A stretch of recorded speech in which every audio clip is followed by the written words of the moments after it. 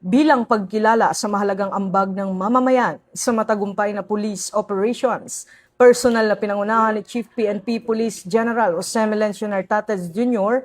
ang turnover ng monetary reward sa 21 impormante sa Camp Crame nitong ika-4 ng Mayo. Tumanggap ang bawat impormante ng mahigit 100,000 pisong pabuya kapalit ng impormasyong naging susi sa matagumpay na operasyon ng Philippine National Police laban sa kriminalidad. Sa kanyang mensahe, pinasalamatan ni Chief PNP ang kanilang tapang, tiwala at pakikipagtulungan sa kapulisan at binigyang diin na ang aktibong partisipasyon ng komunidad ay mahalaga sa epektibong pagpapatupad ng batas.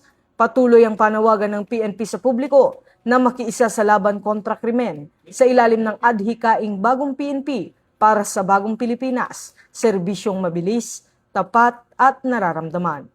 Mula rito sa PNP National Headquarters, ako ang inyong PNN correspondent, Patrolman Don Brosas, alagad ng batas, tagataguyod ng Balitang Pulis.